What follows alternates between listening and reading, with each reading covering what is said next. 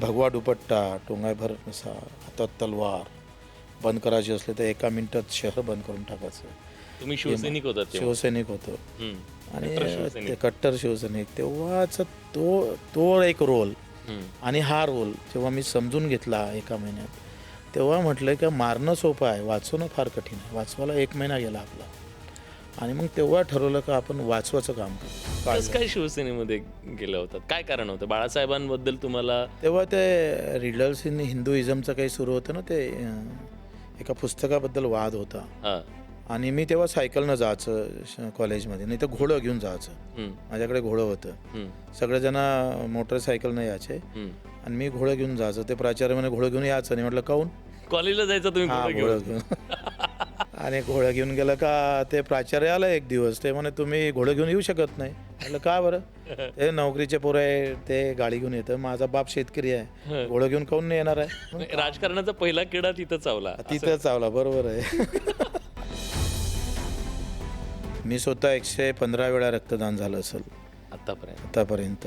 माझ्या भावाच्या लग्नात रक्तदान होतं, आमच्या वडिलाच्या तेरवीतलं रक्तदान होतं आहे. प्रत्येक ठिकाणी रक्तदान करायचं म्हणून आम्ही. आंदोलन असलं तर रक्तदान. आमच्याजवळ खूप फौजफाटा होता आणि राज ठाकरे काहीतरी आले होते तिकडे. तेव्हा ते मधुसूदन कुलते वगैरे होते तालुका प्रमुख.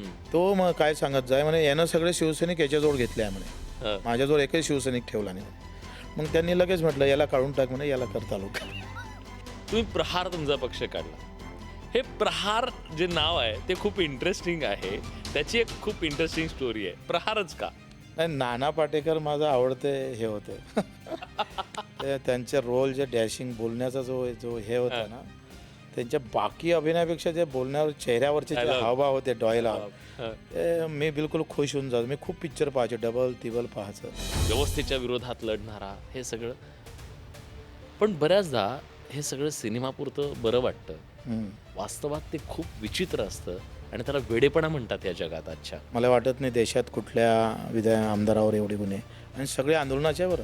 म्हणजे काही भांडण केलं ना, ते दिव्यांग असेल, शेतकरी असेल, काटा मारणारे लोक असेल, म्हणजे कापसात काटा मारत होते, आम्ही तिथेच ठोकलं धरून. आमदार निवासच्या वरांड्यात झोपणारा, लोकांसाठी झोपणारा तो माणूस कधी आमदार निवासात जाऊन आमदार होईल आणि राज्याचा मंत्री होईल असं कधी स्वप्नात वाटलं होतं का? नाही, जेव्हा हे यंत्रणा त्रास द्यायचे तेव्हा वाटायचं आपण आमदार झालो पाहिजे. मी योगायोगानं आमदार झालो, KMला पहिली एंट्री केली तिथं. ते सगळं डीन गिन घेऊन आणि त्यांना छापला चांगला. तुम्ही गुवाहाटीला गेलात, ही तुमची चूक वाटते का कधी तुम्हाला? आमचा सवंगडी राजकुमार पहिले चालला गेला, नंतर फोन आले शिंदे साहेबाचं वगैरे, त्यांनी सगळं सांगितलं का अरे आपलं सरकार आता बनलं आणि मी मुख्यमंत्री झालं तर मग दिव्यांग मंत्रालय होईल, तुझी किती वर्षाची मागणी पूर्ण होणार. मग मी त्या ह्याच्यात आलो. फाटका खिस्सा असेल, पैसे नसेल, सुरुवातीचा आम्ही पाहतोय का दागिना मोडला माझ्यासाठी. लोकांनी पैसे गोळा करून तुम्हाला दिले. तुमच्या डोळ्यात पाणी आहे मला. त्याच्यासाठी आपण काही करू शकलो नाही जास्त. मंडळी, 90च्या दशकामध्ये हिंदी सिनेमांमध्ये एक अँग्री यंगमॅन असायचा जो व्यवस्थेशी झगडा द्यायचा. तुम्ही प्रहार सिनेमा पाहिला असेल, त्यातला नाना पाटेकर तुम्हाला आठवत असतील.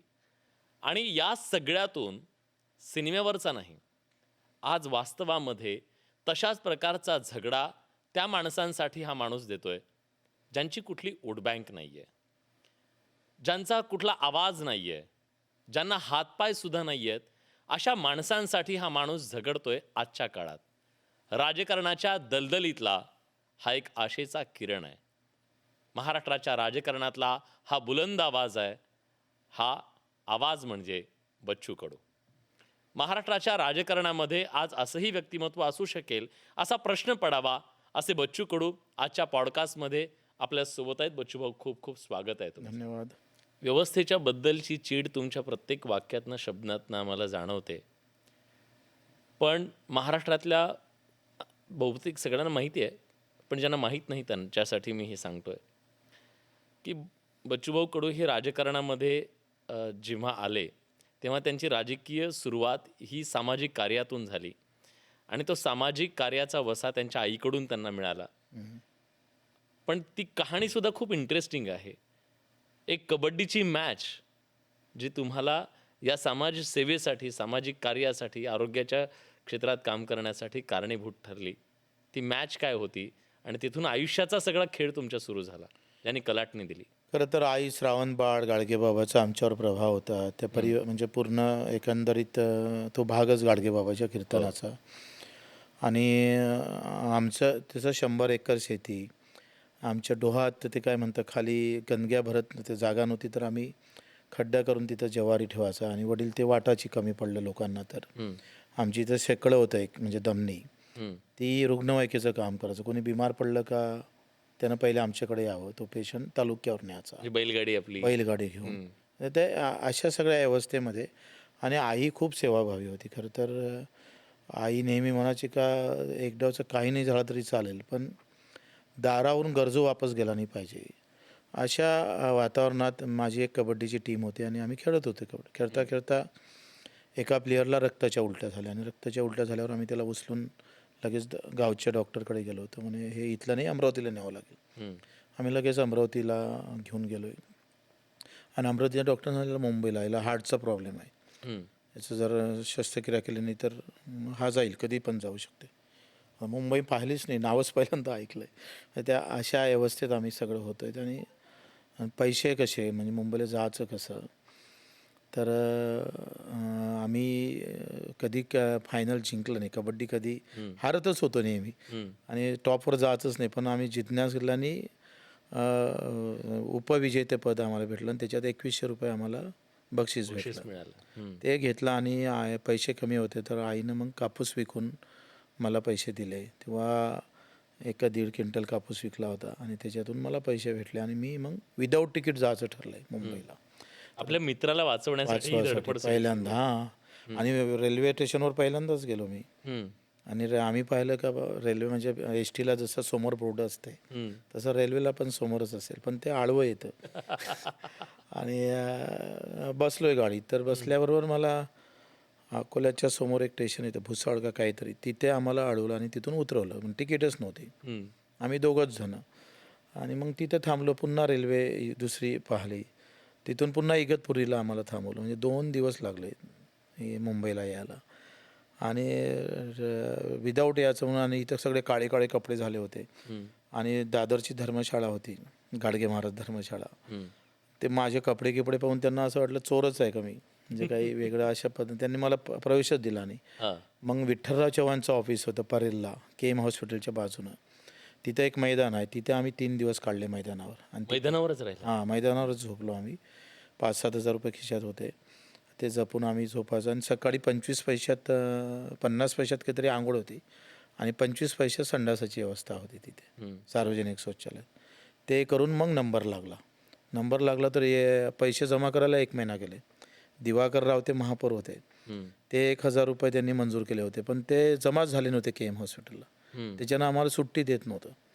रक्ताची व्यवस्था नव्हती. 2 बॉटल विठ्ठलराव चव्हाणनी दिल्या आणि एका बॉटलसाठी थांबलं होतं काम. तर मग मी गेलो, माझं वजन नव्हतं. मी खिशात दगडं घातले, पाणी पिलो भरपूर, 1-2 लिटरचं पाणीच पिऊन घेतलं आणि मग गेलो. आणि मी पहिल्यांदा रक्तदान केलं आहे. तेव्हा तुमचं वय किती होतं? तेव्हा 17-18च्या दरम्यान असेल. हम्म. पहिल्यांदा रक्तदान. पहिल्यांदा रक्तदान. आणि ते रक्तदान करण्यासाठी वजन भरत नव्हतं म्हणून तुम्ही. हां, वय भरत नव्हतं. वय सारं 18च्या नंतरच घेतं, पण आम्हाला मग 19-20 सांगितलं असेल मी तेव्हा. हम्म, हम्म, आणि पहिल्यांदा रक्तदान केलं. आणि ते 1 महिना राहिलो होतो आम्ही मुंबईत. तेव्हाचे पत्रव्यवहार आहे आमच्याकडे. हम्म. पहिल्यांदाच मुंबईत आलो आणि 1 महिना राहा लागला. एक 3 रुपयाचा पुडा भेटायचा ब्रेडचा एवढा मोठा, हम्म. तो आम्ही 3-3 दिवस काढायचो. आणि तेव्हा मला वाटतं ते एक बेड होतं. आम्ही बेडच्या काय आम्हाला झोपायची व्यवस्था नव्हती, तर ते सावली ट्रस्ट होती तिथं. पण ते पण तेव्हा महिन्याचे 200 रुपये घ्यायचे, 200 का 300. ते नव्हतेच आमच्याकडे पैसे, वाचवायचे होते सगळे. हम्म. आणि तिथून प्रवास झाला. मग मला कळलं, मी शिवसेनेत होतो, बा वाचवायला किती वेळ लागतो पेशंटला. मारायला तर लगेच. मी काय भगवा दुपट्टा, टोंगायभर नसा, हातात तलवार, बंद करायची असले तर 1 मिनिटात शहर बंद करून टाकायचं. तुम्ही शिवसैनिक होतात तेव्हा. शिवसैनिक होतो. हम्म. आणि ते कट्टर शिवसैनिक. तेव्हाचा तो एक रोल आणि हा रोल जेव्हा मी समजून घेतला एका महिन्यात, तेव्हा म्हटलं की मारणं सोपं आहे, वाचवणं फार कठीण आहे. वाचवायला 1 महिना गेला आपला. आणि मग तेव्हा ठरवलं का आपण वाचवायचं काम करू. आणि तेव्हा एवढं माहीत झालं लोकांना का बच्चू कडू पेशंट मुंबईला घेऊन जातं, तो ऑपरेशन करून आणतं आहे. 17-18 तेव्हा काय 91-92 असेल, 92 89मध्ये पहिल्यांदा आलं असेल कदाचित मी. बॉम्बस्फोट झाला होता एक. ते 12 ठिकाणी झाला होता ना. नेमकं वाचलं आम्ही. त्या आपलं इथे झालं होतं, शिवाजी मंदिर आहे ना, तिथे झाला होता. आणि तिथून मी थोडं दूर गेलो तर ते धडाका झाला.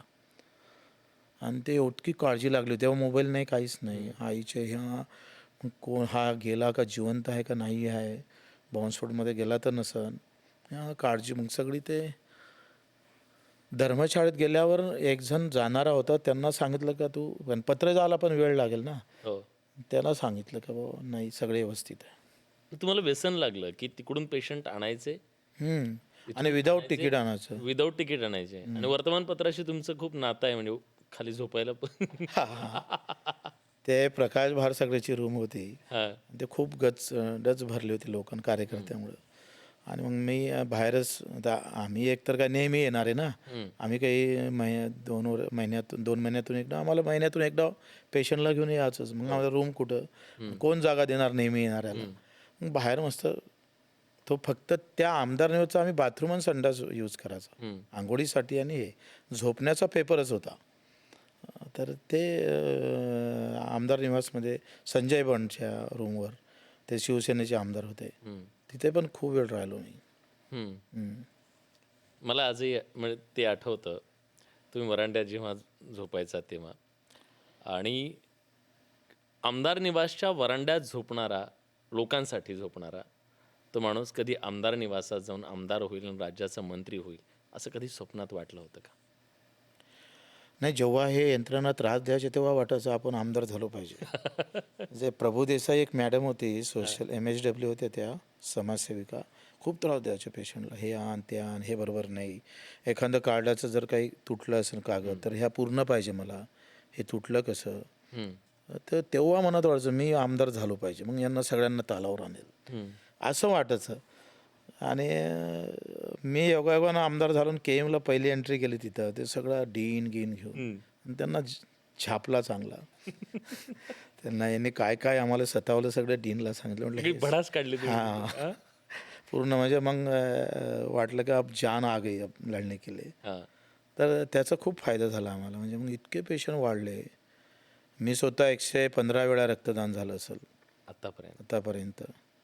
आणि माझ्या भावाच्या लग्नात रक्तदान होतं, आमच्या वडिलाच्या तेरवीतलं रक्तदान होतं आहे. प्रत्येक ठिकाणी रक्तदान करायचं. मग आम्ही आंदोलन असलं तर रक्तदान. एक आंदोलन केलं होतं तिवसामध्ये, जेथपर्यंत रस्ता होत नाही तेपर्यंत आम्ही रक्तदान करणार. मला ते सांगा ना, तुमचे आंदोलनं खूप अशी हटके आंदोलन असायची, लक्षवेधी आंदोलनं असायची. म्हणजे ती बाकीची आंदोलनं असायची त्याच्यानंतर बोलू, पण ही लक्षवेधी आंदोलनं, ती कन्सेप्ट कोण द्यायचं, ते आयडिया तुम्हाला? लोकांमधूनच भेटायचं ना. काय होतं, लोक बोंबलाची चक्काजाम करायचे. शेतकरी संघटना पहिले चक्काजाम झालं तर ते गरीब लोक बोलायचे, यार आपलं चक्काजाम होतं आहे, कुठं सरकारचं चक्काजाम होतं. वट्यावरच्या गोष्टी, म्हणजे ते म्हणतो ना आपण वाड्यावर, त्या गोष्टी. मग त्याच्यातून आम्हाला हे याचं यांचं बरोबर आहे. चक्काजाम मंत्र्याचा होत नाही, अधिकाऱ्याचा होत नाही, मोठ्या माणसाचा कोणाचा चक्काजाम होत नाही. आपणच आपले माणसं का अडवायचे. आणि एका ठिकाणी चक्काजाम चालू होत आहे आणि मी त्यांना म्हटलं आपण चक्काजाममध्ये नाही, आपण मंत्र्याचा चक्काजाम करू. आम्ही त्या रात्री, वसुधाताई पालकमंत्री होत्या तेव्हा, ग्रेड भेटत नव्हता कापसाला. कमी ग्रेडमध्ये ते सगळे अधिकारी पैसे घेऊन मोजत होते आणि एका क्विंटला मागं 300-400चा फरक पडायचा. आणि आम्ही ते मुद्दे घेऊन डायरेक्ट मंत्र्याचं घर पाडणार म्हणून आंदोलन केलं. आणि घुसलो त्या गावात, घुसलं. माझी आई पण होती सोबत. आम्ही 1000-2000 कार्यकर्त्यांना पूर्ण मंत्र्याचं घेर, ते दरवाजावर आम्हीच होतो सगळे. आणि तिथून नोटीस दिली की बाबा 3 तासात हे आंदोलन होईल, त्याच्या 3 तासानंतर असं होईल. 3 तासात पहिलं आंदोलन मुंडन, दुसरं आंदोलन रक्तदान तिथे, आणि ते नाही झालं तर मग डायरेक्ट आम्ही घरच पाडू मंत्र्याचं. आणि मग ते काय घरच ताब्यात घेतलं. पण त्याच्या पार्टीतले, त्या काँग्रेसच्या पार्टीतले लोक आमच्या अंगावर आले. ते पण भाले गेले घेऊन. आणि इतका तणाव झाला. SP, कलेक्टर सगळे तिथं होते.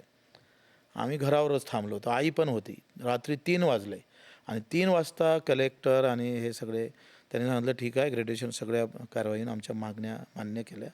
आणि रात्री 3 वाजता आणि चकवा दिला. आम्ही ट्रॅक्टर पाठवले अमरावतीला 2, आणि हे पोलीसवाले तिकडेच गेले. ते सगळी यंत्रणा गेली अमरावती, आणि सगळे ट्रॅक्टर घुसवले इकडे दुसऱ्या गावात, गनिमी गावात छत्रपतीचं, आणि पूर्ण घर ताब्यात घेतलं. सांगून ताब्यात घेतलं बरं का, असं नाही आहे का एकाएकी म्हणून. आंदोलन बिलकुल आक्रमक, बिलकुल त्याच्यात काही गैरच नाही. ताईच्या गाडीवर काळा पट्टा मारणार म्हणजे मारणार, कांदा गळ्यात घालणार म्हणजे घालणारच. मग त्याच्यात अनेक युक्त्या जे छत्रपतीनं च्या काळात झाल्या, त्या युक्त्या खूप कामी येत होत्या.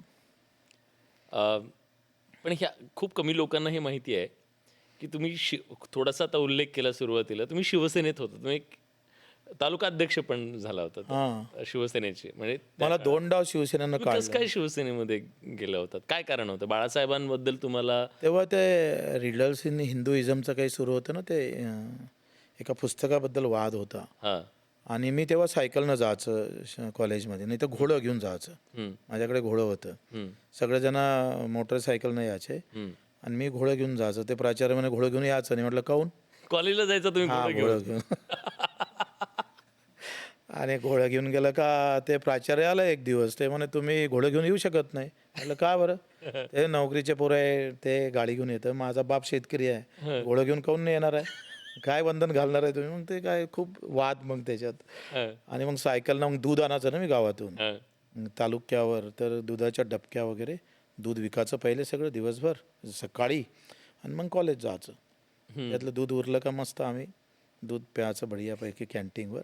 असं संघटन झालंय. आणि त्याच्यात तुम्ही काय आता काय विचारलं? शिवसैनिक कसे झाले? हां, शिवसेनेत कसं गेलं? तिथे गेलोय. मग ते रिडेलचा वाद सुरू होता म्हणून. छत्रपतीचा थोडा हे, मी पहिले भक्तच होते. शिवसेना म्हणजे शिवाजी महाराजांची, असा एक माझा भ्रम होता. आणि मी गेलो होते तिथे. मग तिथे आम्ही आमचं संघटन बनलं, आणि मी खूप माझ्या मागं पोरं म्हणजे माझ्यासोबत राहायचे. आणि काही असलं शिवसेनेचं मला सांगायचं तालुक्यावरून, अरे बच्चू इकडे आहे बरं, आपल्याला आंदोलन करायचं आहे. त्यांच्याजवळ नाही राहायचे, माझ्याजवळ राहायचे पोरं. हे असं करता करता मी कॉलेजमधून येऊन आलो होतो असं. आणि एक जिल्हा परिषदचा रेस्ट हाऊस आहे, हा भारत गणेशपुरे आहे ना, ते हां, तो होता तेव्हा. बरं, हो, तो तिथंच होता, भारत गणेश. हवा येऊ द्या म्हटले. हा, चला हो द्या. तर तो शिवसेनेचाच होता, भारतीय विद्यार्थी सेनेचा जिल्हा प्रमुख होता. अरे बापरे. हा, तर आम्ही गेलो तिथे भारत गणेशपुरे वगैरे. आम्ही म्हटलं, माझा एक मित्र होता, अरे यार इथं चल ना, इथं बिस्किट चहा मस्त भेटते, हे मीटिंग आहे काहीतरी, आपण जाऊ. आम्ही गेलो तिथं. तर तिथं 2 गटात वाद सुरू होते शिवसेनेचे, ते कोण तालुका प्रमुख करायचं. ते दोनही गट खूप भांडत होते. तितक्यात हा भारत गणेशपुरे होता आणि एक बाळासाहेब देशमुख होता. अरे म्हणे, ह्या बच्चू कडुलेकर म्हणे, हा चांगला माणूस आहे, पोरगा आहे म्हणे. अरे म्हटलं, मला गेले काही व्हायचं नाही, मी काही होणार नाही ते तालुका प्रमुख वगैरे. आणि त्याने जबरदस्ती लगेच दुसऱ्या दिवशी न्यूज, बच्चू कडू भारतीय विद्यार्थी सेनेचे तालुका प्रमुख. अरे म्हटलं, मेलो आपण आता. आणि गेलो तर मग काय झालंय, ते प्राचार्य होते ना गोशीटोंपे महाविद्यालयाचे, त्यांनी मला बोलावून घेतलं. अरे तू तर विद्यार्थ्याचा प्रमुख झाला. मग मला करंट लागला. म्हणलं, इसमें जान है, कुछ ना कुछ दम है जरूर इसमें. आणि मला वाटलं ये इस पे आपण काम करेंगे. राजकारणाचा पहिला किडा तिथं चावला. तिथं चावला, बरोबर आहे. अपघाती म्हणजे मला काही ध्यानीवानी नाही किंवा आम्ही असं शिफारस न, पण मला त्या प्राचार्यानं बोलावल्यामुळं मला असं वाटलं का इसमें दम आहे. प्राचार्य जर मला बोलावतं तर तेव्हा प्राचार्यानं बोलावणं म्हणजे कॉलेजमधल्या एका विद्यार्थ्याला बोलावणं म्हणजे मोठी गोष्ट ना आमच्यासाठी. ते मी काय BCom फर्स्ट इयरला असं वाटतं तेव्हा मग ते मी वाटलं इसमें काम करेन. मग काम केलं, एवढं काम केलंय, सगळे शिवसेना माझ्याकडे. आणि मग त्या तालुका प्रमुखानं मला काढून टाकलं शिवसेनेतून. मग ते ग्रामीण सेना केलं. लक्षात आलं की बंदे में दम आहे. मग ते ग्रामीण विद्यार्थी सेना काढले मी, आणि तिथून काढलं. मग अधिक मला शिवसेनेत घेतलं. मग पुन्हा मी जिल्हा परिषद लढलो. तिथं मला काही 7-8-9 मतं भेटले होते काहीतरी जिल्हा परिषदेला. हा, चुकून भेटले काहीतरी, ते असं आम्हाला आग्रह केला. आणि मग आमच्याजवळ खूप फौजफाटा होता, आणि राज ठाकरे काहीतरी आले होते तिकडे. आणि आमची खूप मोठी गँग होती, म्हणजे खूप आमच्याजवळच होतं तेव्हा. त्यांनी सांगितलं, ते बच्चू कडू कोण आहे? आम्हाला बोलावलं, आम्ही गेलो तिथं. म्हटलं बा असं असं झालं. मग त्या तालुका प्रमुखाला बोलावलं. राज ठाकरेंनी बोलवलं. हां. तिथे ते एका हॉटेलवर आले होते, थांबले होते, काही दौराच होता. तेव्हा ते मधुसूदन कुलते वगैरे होते तालुका प्रमुख. तो मग काय सांगत जाय म्हणे, यानं सगळे शिवसैनिक याच्याजवळ घेतले आहे म्हणे, हं. माझ्याजवळ एकही शिवसैनिक ठेवला नाही म्हणे. मग त्यांनी लगेच म्हटलं याला काढून टाक म्हणे, याला कर तालुका. म्हणजे राज ठाकरेंची तुमची पहिली भेट होती. हां, पहिली भेट. पहिल्याच भेटीमध्ये त्यांनी तुम्हाला गिफ्ट दिलं. हां. मग मी तालुका प्रमुख झालो आणि मग त्यांचं एक मोठं आंदोलन होतं राज ठाकरेंनी घेतलेलं त्या नागपूरला. त्याच्यात माझ्या विदर्भातून सगळ्यात जास्त आमचे विद्यार्थी नेले होते. हम्म. पण हे राज ठाकरेंना तुम्ही कधी सांगितलंय नंतर? नाही, नंतर काही, आता ही पहिली वेळ बोललो मी असं. तुम्ही पहिल्यांदा बोलले? पहिल्यांदा बोललो. क्या बात आहे. मला वाटतं राज ठाकरेंना पण हे ऐकल्यानंतर खूप इंटरेस्टिंग वाटेल की बाबा आपण एखाद्याला तालुका अध्यक्ष केलेला तो नेता आज महाराष्ट्राच्या इतक्या याच्यावर गेला. पण मला एक इंटरेस्टिंग गोष्ट तुमच्याकडे अजून जाणून घ्यायची. तुमचा हा प्रवास होता शिवसेनेतनं, तुम्ही प्रहार तुमचा पक्ष काढला. हे प्रहार जे नाव आहे ते खूप इंटरेस्टिंग आहे. त्याची एक खूप इंटरेस्टिंग स्टोरी आहे. प्रहारच का? नाही, नाना पाटेकर माझा आवडते हे होते. ते त्यांचे रोल जे डॅशिंग बोलण्याचा जो हे होता ना, त्यांच्या बाकी अभिनयापेक्षा जे बोलण्यावर चेहऱ्यावरचे जे हावभाव होते, डायलॉग, ते मी बिलकुल खुश होऊन जातो. मी खूप पिक्चर पाहायचे, डबल तिबल पाहायचं. ते एक है ना क्रांतीवीरमध्ये, येस एक तेरा खून निकाल इसका खून निकाल दोनों का भी क्या बदल अब देखा, मला खूप भावाचं. आणि ते प्रहारमधला एक सीन खूप चांगला आहे. काय होतंय, नाना पाटेकर गुंडाच्या विरोधात लढतं, ते फाईट करतं, ते मिलिटरीवाले असतात, फाईट करतं, पण वरतून लोक गोटे मारतात नाना पाटेकरांना, तू क्यों लढ रहा है हमके हमारे लिए. आणि त्यांना भीती असतं का आज हा लढण, उद्या आपल्या अंगावर आले तर. ते जो लढतं त्याच्याच विरोधात ते नाना पाटेकरचाच विरोध करतं ती वस्ती. आणि ते प्रहार, मग ते मला आवडलं. ते म्हटलं आपण प्रहार ठेवू आपल्या. मग तेव्हा मला पक्षातून काढलं ना, शिवसेनेतून काढलं, बरेच डाव घेतलंय, बरेच डाव. आणि मग मी आता ठरवलं का आता हे झंझटच नको आपल्या मागं, आपला पक्ष, आपली पानटपरी सुरू करून देऊ. आणि मग आम्ही आमचा प्रहार सुरू केला. असंच आम्ही 4-5 जण बसलोय. आणि मी विधानसभा हारलो होतो, बंडखोरी केली होती. त्याच्यानंतर विधानसभेनंतर आपल्याला काहीतरी पाहिजे, बच्चू कडू थोडी पार्टी आहे, आपण काही संघटन तयार करू. मग कोणतं, तर प्रहार, नाना पाटेकर. तर मग ते आम्ही निवडलं. म्हणजे तो जो अँग्री यंग असायचा, मी सुरुवातीला ओपनिंगला जे म्हणालो, 90च्या सिनेमामध्ये आपली पिढी जी, तो अँग्री यंग मॅन, तुमचं इन्स्पिरेशन जेव्हा बघतो आत्ता, ते इन्स्पिरेशन भगतसिंग, राजगुरू, ते सिनेमातली ती सगळी व्यवस्थेच्या विरोधात लढणारा, हे सगळं. पण बऱ्याचदा हे सगळं सिनेमापुरतं बरं वाटतं, वास्तवात ते खूप विचित्र असतं आणि त्याला वेडेपणा म्हणतात या जगात आजच्या. असं काही नाही आहे. मला तर माझ्यावर तर 350 गुन्हे दाखल आहे. मला वाटत नाही देशात कुठल्या आमदारावर एवढे गुन्हे, आणि सगळे आंदोलनाचे, बरं आंदोलन. एक काही असा आजूबाजूचा नाही आहे. 350 मध्ये 5 गुन्ह्यात मला सजा सुनावली आहे. कुठं 1 वर्षाची, कुठं 8 महिन्याची, कुठं 2 वर्षाची, 2 महिन्याची, वर्षाची नाही आहे. पण अशा गुन्हे 4-5 त्यात मी अपीलमध्ये गेलो. एक अपीलमध्ये गेलो नसतं मला जेलात जावं लागलं असतं. आणि आता अजून 50 गुन्ह्याचे अजून माझ्यावर सुरू आहे. म्हणजे ते काय रिझल्ट येईल मला माहीत नाही. पण आम्ही हा विचारच नाही केला कधी. भगतसिंग जर बलिदान करू शकतं तर ते पहिलेपासून बिलकुल. आम्ही काही झालं ना तर मी एक अधिकाऱ्यांनी एका त्या आमच्या नाशिकमध्ये एका अपंगाला फक्त वाईट बोलला होता, मी तुटून पडलो. म्हटलं हट, होई नाही शकतं. ते काय परवा असेल, तो कधीच आमच्या डोक्यात एकदा ते नाही पटलं ना तर त्याचे परिणाम काय होईल तो तर विचार कधीच येत नाही. फक्त गुस्सा किंवा आता आहे, म्हणजे असं म्हणतात की बच्चूभाऊला राग आला फटकवल्याशिवाय त्याला सोडणार नाही. ही चीड जी आहे. मी स्वतःसाठी कधीच भांडलो नाही. माझ्या स्वतःसाठी मी एखाद्या माझ्या निवडणुकीत मी कधी भांडलो स्वतःसाठी कधीच नाही. मी जे काही भांडण केलं ना ते दिव्यांग असेल, शेतकरी असेल, काटा मारणारे लोक असेल, म्हणजे कापसात काटा मारत होते, आम्ही तिथेच ठोकलं धरून. 1000 ट्रॅक्टरांचा लिलाव होणार होता. त्या ट्रॅक्टराचं ट्रॅक्टर शेतकरी सगळे हायकोर्टातून हरून आले होते. मी गेलो, मी मोठा दगड घेतला, 200-300 पोलिस होते, आणि तिकडे बॉम्ब फोडलं दुसऱ्या बाजूनं. मी घुसलो अंदर आणि गोटा घेतला आणि मारलं त्या ट्रॉलीवर. तो आवाज जर धडाड की नाही असा. म्हटलं तुम हर्रास करना तो दूर आहे, उसको देखेंगे ना तो भी मारूंगा मैं. आणि काढले मी 1000 ट्रॅक्टर. हा. हो, हायकोर्टात हारले होते केस सगळे. हम्म. फक्त 1000 रुपये भरून काढले. म्हटलं छोड नाही पडेगा. क्या बात. हो. आणि त्याच्यात आम्ही काय तुम्ही सांगा, जिजाऊनं स्वतःच्या देखत 8 जण घरचे गमावले. निजामशाहीनं एका दिवशी कापले होते ना. त्यांच्या आईनं उचलून आणले प्रेत. 3 संभाजी त्यांच्या आयुष्यात गेले. एक संभाजी देर गेला, दुसरा संभाजी पोर गेलं आणि तिसरा संभाजी नातू गेला. तरी जिजाऊनं छत्रपतीला थांबवलंच नाही. फक्त परिवार. तर आम्ही म्हणतो का ही जी अवस्था आहे ना आजही तशीच आहे. तेव्हा ते वतनदार होते ना, पाटील, देशमुख, कुलकर्णी, देसाई, देशपांडे, हे जे काही हिस्सा घ्यायचे ना ते आता हिस्सा तसंच घेतं.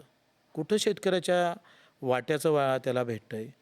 म्हणजे तुम्ही व्यवस्था जर पाहिली तर लुटाची व्यवस्था बदलली आहे, तंत्र बदलले आहे. लूट तेच आहे ना, लूट कुठं बदलली? लुटारूही तेच आहे. हे म्हणाला हिंदू आणि मुसलमान असं आहे, पण मानसिकता तुमची महत्त्वाची आहे. धर्म कुठला असू द्या, पण मनात आणि मानसिकता काय आहे, वैचारिक काय, ते पाहणं फार महत्त्वाचं आहे. आणि आजही तेच होतं. तुम्ही सांगा, ज्याला 2 पाय नाही, हात नाही, डोळे नाही, त्याच्यासाठी आंदोलन करावं लागतं. हे आमचं अपयश नाही आहोत, सरकारचं अपयश आहे. इतक्या वर्षानंतर स्वातंत्र्याच्या तर तुम्ही तर आनंद उत्सव घेऊन त्याच्या घरापर्यंत जायला पाहिजे होती ना यंत्रणा. किती लोक? 30-35 लाख. एका तालुक्यात किती? 8,000. 8 ते 9,000. 9,000च्या घरातच घरपोच सेवा झाली पाहिजे. पण आज त्या बिचाऱ्यानं मुंबईत येऊन इतकी वर्ष संघर्ष. रायगडावर माझ्यावर आम्ही किती आंदोलन केले. त्या राम मोघे होते ना मंत्री, त्याच्या घरात घुसलो. 3 दिवस राहिलो आम्ही घरात. त्यांच्या ते घरात. पयाले घरातून. हा. आम्ही घरातच होतो मुक्कामी. मंत्र्यांच्या घरात जाऊन हा, पूर्ण ताब्यात घेतलं होतं घर. हम्म. आणि मग पृथ्वीराज चव्हाण साहेबांचा फोन आला, मी मिटिंगला होतो. म्हटलं मीटिंग नाही, तुम्ही मिटिंगला येईपर्यंत आम्ही उठतच नाही इथून. मग मिटिंग लागली. 150 शासन निर्णय काढावा लागले. पण त्याच्यासाठी सगळ्या पक्षाच्या विंग आहे बरं. दिव्यांग विंग, काय म्हणतात, अल्पसंख्याक किंवा अशी जसं दलितांची असते तसं दिव्यांगाची आहे. पण त्याला अर्थ काय? अर्थ काहीच नाही. मला एक विचारायचं आहे, म्हणजे मी कधी आलो नाही तुमच्या त्या गोष्टीसाठी, म्हणजे त्या कोर्टात कधी आलो नाही. पण जेव्हा तुमच्यावरती एखादा खटला चालत असेल तेव्हा ते जज काय म्हणतात हो, जेव्हा ते सांगतात की ह्या माणसांसाठी हा माणूस लढत होता आणि त्याच्यासाठी गुन्हा दाखल झाला, इथल्या व्यवस्थेशी लढत होता. काही पाहत नाही जज लोक असे. काही एखादा असला तर एकानंच उस्मानाबादचं त्यानं. पण त्यांनी हे, माझं काय म्हणणं आहे का, न्यायालयात जेव्हा केस जातं तर ती कशामुळं आली, यांच्यावर गुन्हे कशामुळे झाले हे पाहतच नाही. गुन्हे दाखल झाले आणि गुन्हे दाखल झाले फक्त ती लाईन वाचते. म्हणजे 353 वाचतं की बा याने हात उचलला आणि एका अधिकाऱ्याला मारहाण केली. हा 353 कशामुळे झाला, का केला, त्यालाही दुसरी बाजू असतं ना. दुसरी बाजू एक, पुऱ्या हिंदुस्थानात एक न्यायाधीश नाही आहे. तुम्ही एक साधी गोष्ट सांगतोय, 7/12चं नाव बदललं, तुम्ही तहसीलवर जाता, तहसील आपण अपील करतो, आयुक्ताकडे जातो, आयुक्ताकडून ते हायकोर्टात जातो, सर्वोच्च न्यायालयात जातो, 40 वर्ष लढतं आणि मग निर्णय देतं आहे याचा 7/12 याच्या नावानं करावा. अरे 7/12 याच्या नावानं करावा, एवढाच निर्णय? काय मूर्खपणा आहे. ज्यांनी चूक केली असेल आणि त्याच्यावर तुम्ही ताशारे ओढून त्याच्यावर कारवाई करून 7/12 नावानं करा, असंही आलं पाहिजे ना. ओनली वन, एक कोर्ट तरी सांगा बरं निर्णय. एक निर्णय नाही या देशामध्ये असा. खूपच म्हणजे कधी कधी या न्यायालयाचं खरं तर क्यू येतं. आता ह्या महाराष्ट्रामध्ये अनेक लग्न झाले असतील, तिरंग्याला साक्षी ठेवून कोणी लग्न केलं असेल का? खरं तर मी पहिलेच मुली पाहताना ठेवलं होतं, एकतर भरपूर श्रीमंत असली पाहिजे आणि तिचे पैसे आपल्याला वापरता आले पाहिजे. म्हणजे पहिली अट तुमची अट अशी होती. दुसरी अट, ते एकदम माझ्यापेक्षा जास्त शिक्षण झालेलं असलं पाहिजे, म्हणजे ते मला मदत होईल.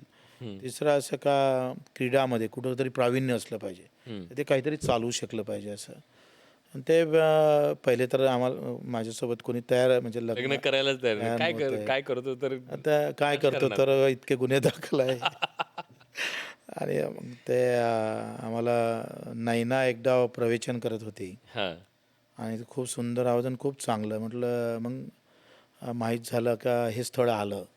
आणि ते जुळलं लव्ह आमचं. मॅरेज की अरेंज मॅरेज? नाही, अरेंज मॅरेज आहे. Arrange marriage. हां, लग्न जुळलं आणि मग तितक्यात काय झालं, मी सभापती होतो. हां. आणि सभापती झाल्यावर मी काय केलंय, सभापती झालं कुठं जायचं बाबा, आनंद उत्सव करायला, हां. काहीतरी पार्टी गिर्टी. मग माझ्या डोक्यात आलं आपण दिव्यांगाच्या घरी जाऊन आपलं सभापतीचा चार्ज घेऊ. पहिले दिव्यांगाच्या घरी जाऊ आणि मग आपण सभापतीचा चार्ज घेतला पाहिजे. हम्म. मग दिव्यांगाची इथं गेलो तर त्याला 30 वर्षाचा दिव्यांग झाला, पण त्याला सायकलच नाही भेटली, घासत होता. मग आम्ही आल्यानंतर ठरवलं का आपण सायकल द्यायच्या. तेव्हा बबनराव घोलप मंत्री होते हम्म. आणि शिवसेनेचं राज्य होतं, मी शिवसेनेचा सभापती होतो. हम्म. आणि मी अर्ज लिहिला आमचे. मग मी काय केलं, दवंडी दिली पूर्ण माझ्या तालुक्यात. आणि सभापती ना, मला सगळ्या ग्रामपंचायत माझ्या हाती. आणि सगळ्या ग्रामपंचायत सांगितलं की किती दिव्यांग आहे ज्यांना सायकली पाहिजे. 350 अर्ज आले. तो प्रस्ताव करून ना मी पाठवला मुंबईला. मुंबईतून उत्तर आलं का आपल्याला समाज कल्याण जिल्हा परिषद इथून सायकल भेटू शकतं, आम्ही सायकल नाही देऊ शकत. आणि मग तिथं सांगते म्हणे 2 सायकली आहे म्हणे इथे. मग मारायचं कोणाला. तेवढ्यात लग्नाचं सुरू होतं. मग मी ठरवलं का बा सरकार देत नसन तर मग आम्ही बहिणी सगळं बसलो, भाऊ बहीण, का बा माझ्या लग्नात जेवणागिवणाचं, घोड्या गिड्यावर बसायचं सगळं रद्द करू. तुम्ही जे आहेर देता त्याच्यात मला सायकल द्या. आणि बापूनं FD मोडली. 1.5 लाखाची होती तेव्हा. 2.5 लाख होते, त्यातले 1.5 लाख मोडले. आणि मग सासऱ्याकडून काही पैसे घेतले हुंडा न घेता. असे आमच्याजवळ 3-4 लाख रुपये झाले. त्याच्यात आम्ही सायकली आणल्या 350. मी ज्या वेळेस नवरदेव निघतं म्हणजे अगोदरच्या दिवशी फिरतं ना गावभर, तेव्हा मी सायकली आम्ही फिट करत होतो, कलर देत होतो. सगळ्या सायकली लग्नाच्या दिवशी गोरा खैरनार होते माझ्या लग्नाला, ते आले होते खास करून. हो, गोरा खैरनार, BT देशमुख हे माझ्या लग्नाला होते. आणि आम्ही ठरलं होतं ते माझ्या तेव्हा पत्रिकेवरचे मी कविता केल्या होत्या 4, एक मी बघ. कवी पण आहेत म्हणजे. पण त्या काही जोडल्या नव्हत्या, पण मला जसं जमलं तशा मी छापून टाकल्या. हां. त्याच्यात तिरंगा होता. हां. मग मंगलाष्टसोबतच राष्ट्रभक्त गीत झालं पाहिजे, हां. एक राष्ट्रभक्ती गीत झालं. आणि ह्या सगळ्या 350 लोकांना सायकली वाटप केल्या. जेवण नव्हतं आमचे. आणि सगळ्यात शेवट मग राष्ट्रगीत करून एकमेकाला तिरंगा देऊन आमचं लग्न पूर्ण झालं, म्हणजे विधी पूर्ण झाल्या. पण आता साधारणपणे समजा आज हाच विचार एखाद्या मुलीला बोलवून दाखवला तर ती काय प्रतिक्रिया देईल मला वाटतं हे प्रेक्षकच सांगतील. पण असं सगळं डोक्यात आणून सुद्धा त्या माऊलीने तुमच्यासोबत लग्न केलं आणि आयुष्यभर 300 केसेस होणाऱ्या माणसाला साथ देणं, त्यांचं तुमच्या आयुष्यातलं योगदान किती मोलाचं? खूपच, म्हणजे ती आहे तर मी असं समजा जसं आई होती माझ्या, बाबा होते, तिनं आईचं पण हे घेतलेलं आहे, स्थान घेतलेलं आहे, गुरुचं पण घेतलेलं आहे. ती गुरु आहे माझी. कुठं कुठं त्याला नॉलेज, ते खूप अभ्यास आहे. संत साहित्याच्या अभ्यास संत साहित्य आहे, PhD केलेली आहे संत गुलाबराव महाराजवर. ते अंध होते, म्हणजे योगायोग आहे. ते गुलाबराव महाराज अंध होते आणि त्यांनी 136 ग्रंथ लिहिले आणि त्याची ते PhD केली. आणि तिनं खूप सांभाळलं आहे व्यवस्थित, म्हणजे बऱ्याच गोष्टी तिनं सांभाळून घेतल्या. त्यांनी घर सांभाळलं म्हणून तुम्ही महाराष्ट्रात बरोबर बरोबर आहे. या सगळ्यांच्या त्या आंदोलनात पण होती, प्रचारात. माझ्यापेक्षा सुंदर भाषण, म्हणजे मला वाटत नाही, खूपच चांगलं भाषण देतं. आणि माझी पहिली निवडणूक लढताना तिचा खूप फायदा झाला मला, दुसऱ्या ह्याच्यात निवडणूक जिंकायला. खूप सभा घेतल्या मी लोकसभेमध्ये. तर आम्ही 2 जण, म्हणजे ही गर्भवती 3-4 महिन्याची. आणि आम्ही रात्री आमच्या सभा कशा होत्या, लोकसभेत पहिली निवडणूक लढलो मी, 5,000 मतांना हारलो अपक्ष. वेगळंच वातावरण होतं. म्हणजे आम्ही 12 नंतर पण आमच्या सभा चालू राहायच्या, म्हणजे अशा भेटीगाठी. 2 तास झोपायचं, गाडीवरच झोपायचं आम्ही, आणि पुन्हा भेट, कारण वेळेवर ठरली होती निवडणूक. आणि तेव्हा नैनाची सभा भाषण खूप गाजलं होतं. जे सायन्स कोर मैदान कोणी भरत नव्हतं बाळासाहेबाशिवाय, ते आम्ही भरवलं होतं दोघांनी. काय सांगता? हो, 20 वर्ष अगोदर, हां हां 22. पण समाजासाठी इतकं अविरत काम करत असताना सुद्धा तुम्हाला राजकीय पराभवाला सामोरं जावं लागलं. मला वाटतं माझं काय म्हणणं आहे का आम्ही काहीच काम केलं नाही त्या मानानं. आम्ही तर म्हणतो का हा पूर्ण, मी तर ही मानसिकता आहे का उद्या जर काही झालं तर हा देह कामी येईन तेव्हा आम्ही समजू का आम्ही देशासाठी काही केलं. ही तर काय हे एवढं काम केलं, हे काही फार मला मोठं काम केलं असं वाटत नाही. कारण ज्याप्रमाणे आमचे पूर्वजांना केलेले कामं आहे, त्यांनी तर एका एका परिवारच संपवून टाकले आहे. त्या तुलनेत आम्ही करतो तरी काय, त्याच्यापेक्षा जास्त सुविधा भोगतो उलट. आणि पराजय झाला असेल तर यामध्ये जी लोकमानसिकता आहे किंवा समाज चा तो काही म्हणजे मी राजकीय पक्षांना दोष नाही देणार आहे, पण सामाजिक जी जडणघडण झाली किंवा जो विष आलेला आहे. भगतसिंग म्हणायचे का स्वातंत्र्य म्हणजे झेंडावंदन करणं नाही आहे. या देशामध्ये कधीही जातीवर धर्मावर युद्ध सगळा वादच होणार नाही, ते स्वातंत्र्य. त्यांचं ब्रीद होतं हे. त्यांनी सांगितलं होतं का पूरी आज़ादी हमारा लक्ष्य नहीं है, पूरी आज़ादी का मतलब ये होता है की हे सगळे जे घटक लहान सहान आहे आणि माझा देश एकसंघ होऊन लढेल. म्हणजे मी राष्ट्र म्हणून लढेल, मी धर्म म्हणून नाही लढणार, मी जात म्हणून लढणार नाही. आज निवडणुकीमध्ये जे काही आलेलं आहे, तुम्ही सांगा, आम्ही दिव्यांगाचा महाराष्ट्राचा आवाज झालो, अनाथाचा झालो. अनाथाचं आरक्षण आम्ही 1% मिळवून दिलं. तेव्हा पंकजाताई मुंडे होत्या, तेव्हा भांडलो, लक्षवेधी केली. पहिली दुसरी लक्षवेधी अनाथाची होती विधानसभेत. पहिली लक्षवेधी दिव्यांगाची मीच विधानसभेत मांडली. त्याच्या अगोदर नाही, नंतर पण आता नाही आहे. हे सगळं करताना शेतकऱ्यासाठी अंगावर घेतलं आहे आम्ही. मोठ्या मोठ्या मंत्र्यांना सभागृहात अशा समोर असताना आम्ही जे शब्द वापरायला पाहिजे, तुटून म्हणजे हे असं वाटलं का ह्या सगळ्या गोष्टीची कदर होईल. आणि काम तर तुम्हाला माहिती आहे, मी सकाळी 6 वाजता उठतो, 5:30-6 वाजता सायकलनं फिरतोय आणि सेनगिन काढतोय कोठ्यातलं. लोक तयार असतं 6:30 वाजता, तयार राहायचे, तरी त्यांचं काम खूप इंटरेस्टिंग आहे. मला मी थांबवतो थोडंसं. फॉर्च्युनरमध्ये बसून हातावर भाकरी पुढच्या सीटवर बसून ते भाकरी खाणं मागून शूट करणं, असा हा काळ आहे. या काळात रोज सकाळी आपल्या गोठ्यातलं शेण काढणं असेल, सायकलवर फिरणं, व्यायाम करणं, लोकांना भेटणं, हे सगळं करणं, आणि हे सगळं करत असताना ते सोशल मीडियावर टाकणं सोडा, तुम्ही व्हॉट्सअपवर सुद्धा नाही आहेत. मी ते बंदच केलं. म्हणजे हे अविश्वसनीय नाही, आम्हाला अविश्वसनीय वाटेल. आता मी सांगितलं प्रेक्षकांना तर त्यांना वाटेल की बच्चू कडू आलेत म्हणून त्यांच्यासाठी हे तोंड देखलं बोलतोय की काय. तो एक समज करून ठेवला आहे लोकांनी. म्हणजे तुम्ही यशवंतराव चव्हाणची कारकीर्द पहा, जे ज्या राजकारणी लोकांनी काही घडवलं, त्यांचं व्यक्तिमत्व पाहिलं तर आपण कुठेच नाही बसत. तसं पाहिलं तर म्हणजे काहीच नाही. आपण यांनी खूप कष्ट केलेले आहे. आणि साधेपणात आनंद वाटतो तुम्हाला सगळं. माझं असं म्हणणं आहे, दाखवणं हा चांगली गोष्ट नाही, परंतु त्याच्यात राहून ज्याला एकरूप होणं, वागणं फक्त नाही, एकरूप झालं पाहिजे ना. मला एकरूप झालं तर मग त्याच्यात म्हणजे मी फक्त शेण काढलं पण एकरूप झालं नाही. गोरक्षण से सेवा से बढ़कर गोरक्षण हो नाही सकता.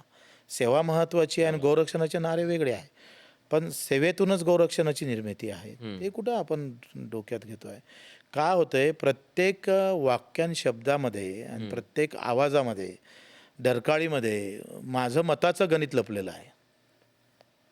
आता ती या देशाला घातक ठरत आहे खरं तर. काय होतंय का बुलडोजरनं एक घर पाडलं, ये धर्मवीर नहीं होना हमको, हमने घर बना के दिया, ये धर्मवीर होना. धर्मवीराची व्याख्या ही अशी आहे, ज्या शिवाजी महाराजांना आम्ही धर्मवीर म्हणतोय.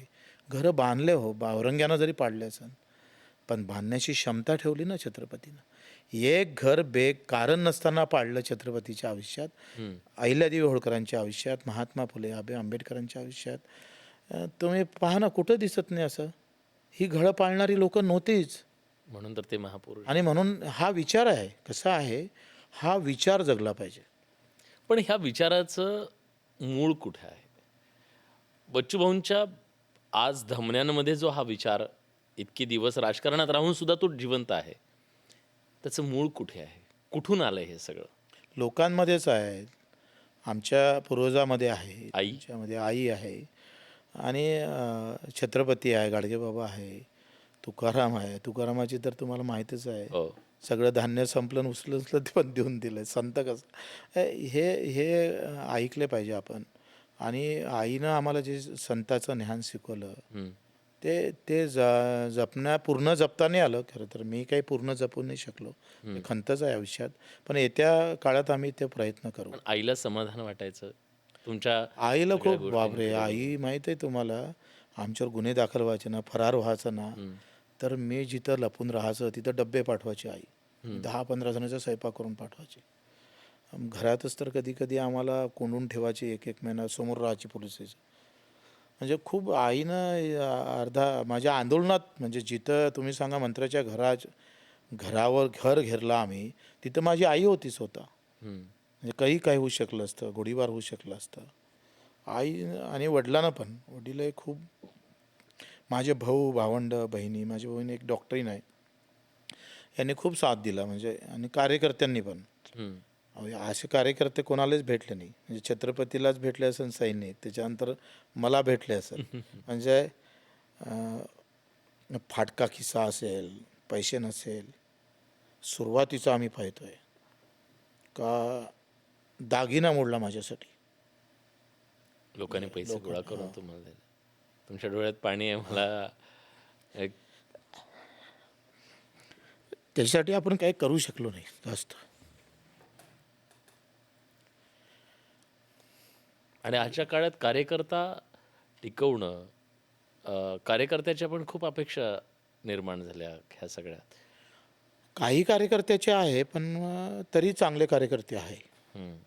तुम्ही एक सांगा, मी आमदार झालोय कार्यकर्त्याच्या बळावर, पण ज्यांनी मला मोठं केलं, मेहनत घेतली किंवा ज्यांनी रक्त ओकलं, त्याचा विचार माझ्या डोक्यात काय आहे, त्याला मी काय देऊ शकलो. हां, काही जणाला पद देऊ शकलो असन काही, पण त्याच्यासाठी खरं तर मी म्हटलं होतं, आता आम्ही धनाजी संताजी स्पर्धा, म्हणजे प्रोत्साहन अभियान सुरू केलं कार्यकर्त्यासाठी. हम्म. जे खूप कष्ट करतात, मेहनत करतात, त्यांना सत्कार, आणि वेळ पडलं तर त्यांच्यासाठी काही मानधन पक्षामार्फत गेलं पाहिजे. कार्यकर्त्याच्या बळावर नेता मोठा होतं, तर सगळ्या पक्षातल्या कार्यकर्त्यासाठी काय मिळतंय. हम्म. तर त्याच्यासाठी एखादं आंदोलन करावं सगळ्या पक्षीय कार्यकर्त्यासाठी. हम्म. कारण त्याच्याशिवाय दुसरं कोण आहे. बरोबर. तुम्ही सांगा, मी शिवसेना सोडल्याबरोबर अख्खे शिवसैनिक, एकही शिवसैनिक तिकडे नव्हता, सगळे माझ्याजवळ आले. हम्म. ते पूर्ण विस्तार माझ्या हे झाले. आणि तेव्हापासून जो लढा उभारला किंवा जे त्यांनी संघर्ष केला, ते म्हणतं ना, तानाजीचं नाव आठवतं, पण तानाजीसोबत लढणाऱ्या सवंगड्याचं नाव कुठं आहे अजूनही. खरं आहे. त्यांचं योगदान तर तानाजी शिवाजी महाराजापेक्षाही मोठं आहे ना. पण बचपू, एक प्रश्न विचारू तुम्हाला मी. तुमच्याबद्दल एरवी सगळ्यांच्या मनात एक आत्मीयता आहे, पण एका मुद्द्याबद्दल तुमच्याबद्दल नकारात्मक बोललं जातं. तुम्हाला ती बोच आहे का, की तुम्ही गुवाहाटीला गेलात, ही तुमची चूक वाटते का कधी तुम्हाला? खरं तर नाही झाले पाहिजे होतं. माझी मानसिकता पण नव्हती. आमचा सवंगडी राजकुमार पहिले चालला गेला. नंतर फोन आले शिंदे साहेबाचं वगैरे, त्यांनी सगळं सांगितलं का अरे, आपलं सरकार आता बनलं आणि मी मुख्यमंत्री झालं तर मग दिव्यांग मंत्रालय होईल, तुझी किती वर्षाची मागणी पूर्ण होणार. मी त्या याच्यात आलो आहे. म्हणजे खरं तर मला ती वाटलं का ठीक आहे, आपलं नाव बदलाम होईल, पण मंत्रालय तर भेटन ना. आणि ते मिळवलं तुम्ही. ते मिळलं. त्याच्यानं ते मिळालं मंत्रालय, याची चर्चा होत नाही खरं तर. पण मी गुवाहाटी गेलो याची चर्चा होते. पण गुवाहाटी मागचा आमचा प्रवास एका मंत्रालयापर्यंत जात असेल तर आमच्या बदला मिले काय चाटाचं, काय करायचं. रायगडावरती तुम्ही त्या लोकांना घेऊन गेलात, त्यांचा कसलाच आवाज नाहीये. त्या सगळ्या दिव्यांग बांधवांसाठी गेली अनेक दशकं तुम्ही लढताय. काय तुमचं नेमकं म्हणणं आहे? का तुम्ही सरकारच्या दारावरती या सगळ्यांसाठी झगडताय? तुम्हाला काय सांगायचंय, काय मागायचंय तुम्हाला यांच्यासाठी? खरं तर मी आमदार झाल्यानंतर काही दिवसातच पुण्याला गेलो आणि पुण्यात हे सगळे दिव्यांग ते आयुक्त कार्यालयात बसले होते. तो आयुक्त ना यांच्याकडे पाहिलं ना काही नाही आणि सांगितलं उद्या या. आणि मी तिथेच होतो. म्हटलं उद्या कशाला, हे किती दुरून आले, हे महाराष्ट्रातून, त्याला पाय नाही हे नाही. आणि तिथं गेलो आणि आम्ही तिथे सुरू केलं आहे आमच्या पद्धतीत. आणि त्यांना असं वाटलं अरे, आपल्याला कोणतरी, आपल्यासाठी लढणारं कोणतरी आहे. लगेच आमची मिटिंग झाली. आम्ही IB रेस्ट हाऊसला गेलो पुण्याच्या आणि त्यांना सगळं विचारून घेतलं आहे. आणि तेव्हा ठरवलं की आता पुढचा लढा फक्त यांच्यासाठी करू, यांच्यासाठी महाराष्ट्रभर फिरू. पण हे काही वोट बँक नाही आहे ना, मला वाटतं सगळेच राजकारणी आहात ना. राजकारणात सगळेच कामं मतदानासाठी नाही तर आशीर्वादासाठी करता आली पाहिजे. आणि मला हे माहीत आहे का ही एका जातीचे लोक नाही आहे, एका धर्माचे नाही आहे, एका गावाची नाही. एका गावाचे नाही, एका राज्याचे नाही. ते मराठी नाही, इंग्लिशही नाही आणि हिंदी पण नाही आहे. हिंदू नाही, मुस्लिम नाही, बौद्ध नाही, ख्रिश्चन नाही, मराठा नाही, तेली नाही, माळी नाही, ओबीसी नाही आहे. पण वेदना भरपूर आहे. आणि एवढ्या वेदना आहे का आपण ते पाहिल्यानंतर तर फक्त आंदोलन नाही, असं वाटते कधी कधी डायरेक्ट भगतसिंगाचा मार्ग घ्यावं की काय, अशी एक व्यवस्था तिथे आहे. आणि आम्ही राज्यकर्ते तर बिंदास आहोत. आम्हाला काही त्या या सगळ्या वेदनाशी काही पडलेलं नाही आहे. कारण मी सरकॅस्टिकली त्याच्यासाठीच म्हणालो, ही कुठं वोट बँक आहे. तेच म्हणजे व्होट बँक नाही म्हणूनच दुर्लक्षित आहे खरं तर. त्याचं मूळ कारणच ते आहे का ती व्होट बँक झाली असती तर कदाचित मला त्याचं आंदोलन करायची गरजही पडली नसते. आणि व्होट बँक नसणं हा जसा शेतकऱ्याचा गुन्हा ठरतं तसा तो दिव्यांगांचा आहे, मजुरांचा पण आहे. काम करणारा जो श्रमिक आहे त्याची व्होट बँक होऊ शकली नाही या देशामध्ये. हक्काची लढाई मागं पडतं आणि जाती धर्माची लढाई इतकी उभारतं म्हणजे ती दाबली तरी दाबल्या जात नाही, ते उचलून बाहेर येतं. तशा प्रकारची दिव्यांग असेल, शेतकरी असेल, मजूर असेल यांची एकंदरीत व्यवस्था आहे. आणि यांच्यासाठी लढतं. म्हणजे 95चा कायदा होता आणि कायदा अंमलबजावणी आला म्हणजे त्याला आम्ही स्वीकारायला 10 वर्ष लागले. आज तुम्ही आशिया खंडाचा. काय तुमचं नेमकं कारण आहे त्यांच्याकडे? आम्ही एकंदरीत साध्या मागण्या होत्या. काही घरकुल आहे, दिव्यांगांना राहायची व्यवस्था नाही. कारण घरात जर असन तर त्याच्या नावानं कोणीच जागा करून देत नाही. जागा नावानं नाही म्हणून घरकुल भेटत नाही आणि घरकुल नाही म्हणून बाहेर राहावं लागतं, भीक मागावं लागतं. अतिशय वाईट अवस्था येतं कारण घरातला माणूस समाज मन अजून तयार झालं नाही स्वीकारायला. कारण ते शॉप आहे, म्हणजे ते काय म्हणतं का मागच्या वर्षाचं जन्मातलं पाप आहे, पापामुळं तो दिव्यांग झाला, ही एक मानसिकता आहे. आणि अशा ह्याच्यामध्ये त्याला 2 पाय नसणारे, त्याला डोळेच नाही आहे, त्यानं डोळ्यानं कधी आईचा चेहरा पाहिला नसेल, कायले सूर्य म्हणावं, कसं झाड असेल, हे आयुष्यात कधीच पाहायला भेटलं नाही. पाय नसणाऱ्या माणसानं कसं चालावं आम्ही खूप जवळून पाहिलं. घासत 50 वर्ष गेली त्याला सायकल नाही भेटली हो, घासत जात आहे तो, रेंगत जात आहे. काय 75व्या वर्षामध्ये आम्ही मिळवलं तर ते कोणासाठी मिळवलं आहे? कर्णबधीर झाले, मूकबधीर झाले, आवाजच नाही, आवाज येतही नाही आणि आवाज देऊही शकत नाही. म्हणजे कोकिळाचा किंवा लता मंगेशकरचा आवाज कसा आहे, संगीत कसं आहे, पक्ष्यांचा आवाज कसा असतं, हे ज्याच्या कानावर आयुष्यात कधीच पडणार नाही. मतिमंद आहे, अतितीव्र आहे. एका घरी 4-4 दिव्यांग असे झोपलेले असते. आम्ही त्या नगरच्या देशमुख कुटुंबाकडे गेलो. एवढी जागा, आपला हा जो आहे ना, एवढ्याच जागेत 3 जण झोपले होते आणि ते फुटाणे विकून त्याला कसं तरी जगवत होते. काही लक्ष नाही. आम्ही गेलो आहे नाशिकला, एका अधिकाऱ्याला थोडं आम्ही आमच्या पद्धतीनं घेतलं आणि नागरच्या आयुक्ताला सांगितलं तिकडे येत आहो. आणि मला अशी घटना माहीत पडलेली आहे. मी येईपर्यंत आयुक्त पोचला होता. म्हणजे ते जर अगोदर पोचला असता किंवा ही जी भूमिका आहे का आंदोलनच का करावं लागतं आणि अशी जी व्यवस्था येतं का आमच्यावर 350 गुन्हे दाखल झाले, त्यातले 200 गुन्हे तर फक्त दिव्यांगांसाठी आहे. अजूनही माझ्यावर 25, 30, 40 गुन्ह्याचे अजून निकाल लागायचे आहे. म्हणजे शासन निर्णय निघाल्यानंतर पुन्हा तो अंमलबजावणीसाठी गुन्हे दाखल करून घ्यावे लागले. पहिले शासन निर्णयासाठी करावं लागले, कायदा आणण्यासाठी करावं लागले आणि मग त्याची अंमलबजावणी व्हावी म्हणून त्याच्यासाठी करावं लागतं. कारण सगळ्याच गोष्टी राजकारणासाठी करत बसलो तर आशीर्वादासाठी काही गोष्टी ठेवावं लागेल ना, जे विचार देईल. ह्या लढाईमध्ये तुमच्या कुटुंबाची तुम्हाला खूप साथ आहे, पण पुढची ही लढाई लढत असताना तुम्हाला काय चॅलेंजेस वाटत आहेत? थोडा एक काय आहे, आता तुम्ही सांगा, मी जर ही रायगडचं आंदोलन जातीसाठी केलं असतं तर मला वाटतं खूप लोक आले असते, तुमच्या लोकही भरपूर आले असते, टीव्हीवर पण खूप झळकले. आजच्या मीटिंग लाईव्ह राहिली असती. लाईव्ह लाईव्ह म्हणजे आता काय होतं काय मग कोण आतमध्ये गेलं, कोण म्हणजे हा जो भाग आहे म्हणजे हा खूप महत्त्वाचा आहे. एका आंदोलनाला त्याला प्रसिद्धी किंवा त्याची माहिती प्रसिद्धी म्हटलं लोकांपर्यंत जाण्यासाठी ताकद बळ देतं. काय होतं हे जसं म्हणतं ना पाण्याचा उष्णता होतं मग त्याचं काय म्हणतं बरं हे होतं हवेत रूपांतर होतं मग ते काही पाणी पडतं. हा जो क्रम आहे ना हा आंदोलनाचा असाच क्रम असतं का मी कशासाठी लढतो हे लोकांपर्यंत गेलं पाहिजे आणि माझी मागणी काय आहे ते लोकांपर्यंत जर गेली नाही तर त्या आंदोलनाला धार येत नाही. आम्ही किती काही जोरानं भांडलो पण मीडिया म्हणा किंवा न्यूजपेपर म्हणा किंवा ते लोकांपर्यंत नेण्यास आम्ही अपयशी ठरलो तर आमच्या आंदोलनाची संख्याबळ ठरत नाही. किंवा त्याची ताकद, त्याचा इम्पॅक्ट जो सरकारवर दबाव निर्माण हे आता आम्हाला फोन करून सांगावं लागलं की बाबा आमची उद्या मीटिंग आहे थोडं दाखवा तुमच्या मीटिंगला हो. त्याला. म्हणजे ही जे दुर्दैवी गोष्ट आहे प्रसारमाध्यम म्हणा समाजमन म्हणा समाजमनही आम्ही पाहतो का कसं आहे आंदोलनातून आम्ही फक्त मागण्या पूर्ण करत नाही आम्ही सन्मान देतो आहे.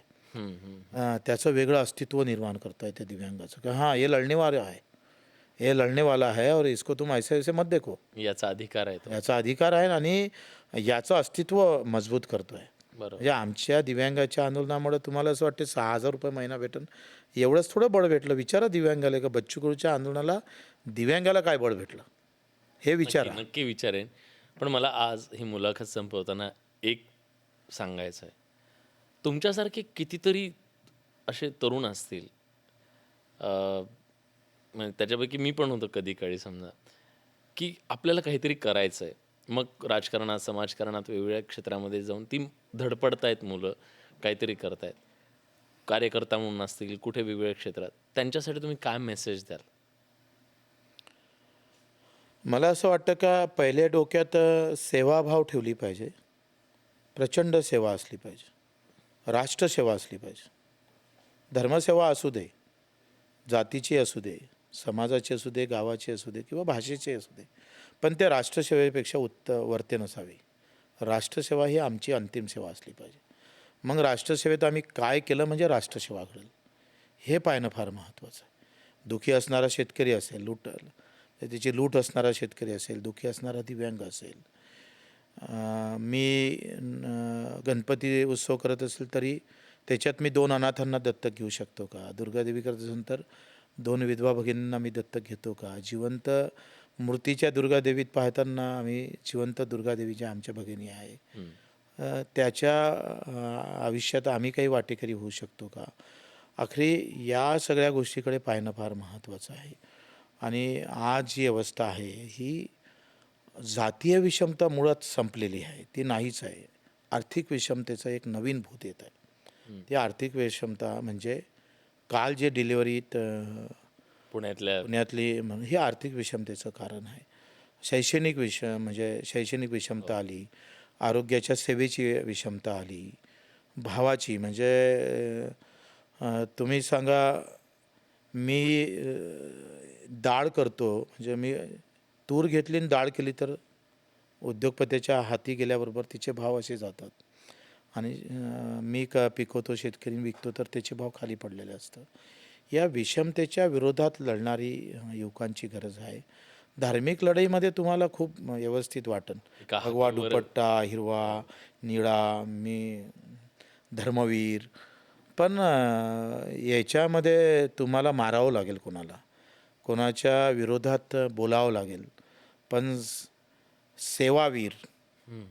सेवावीर व्हायला किंवा राष्ट्रवीर व्हायला धमक लागतं. कारण वाचवायला कठीण आहे, मारणं सोपं आहे. एक पतीसुद्धा एका बायकोला शेणात पेटून देतं, पण जे पेटलेल्या महिलेला वाचवासाठी आयुष्य चाललं जातं, पण वाचवणं कठीण जातं. म्हणून मला वाटते मारणारे वीर होण्यापेक्षा जिवंत म्हणजे वाचवणारे वीर व्हा ह्याच अपेक्षा युवकांकडून. जे आम्ही ते म्हणत असतो माझा कार्यक्रम मोदीजीनं राबवला, त्यांनी घेतला. मी 20 वर्षा अगोदर हर घर तिरंगा, मस्जिदीवर तिरंगा, मंदिरावर तिरंगा, बुद्धदेवावर तिरंगा फडकवला होता. मस्जिदीवर तिरंगा फडकवला मी. माझं अभियान होतं ते. जशी मनवता ईद दिवाळी त्यापेक्षाही चांगली करा 15 ऑगस्ट आणि 26 जानेवारी. तर या अँगलनं मला वाटते करत राहिलं तर याच्यात खूप समाधान आहे. पद इथं दुय्यम आहे. पण जो सन्मान भेटतो ना लोकांचा हा प्रथम आहे. आता पदासाठी लढायचं असन करायचं असन तर मग अनेक झेंडे घेऊन लढता येतं. पण सन्मानासाठी मात्र सेवा घेऊनच लढावं लागेल. खूप खूप धन्यवाद बच्चूभाऊ. धन्यवाद. खरं तर तुम्ही जे लढताय त्या लढाईमध्ये माध्यम म्हणून आमचा खारीचा वाटा किमान तुमचं काम लोकांपर्यंत पोहोचवण्यापुरता तरी असावा, हाच या पॉडकास्टमधला या मुलाखतीमागचा उद्देश होता. सगळंच राजकारणात दलदलीत आहे आणि या दलदलीत काहीच चांगलं नाही आहे असं नाही आहे.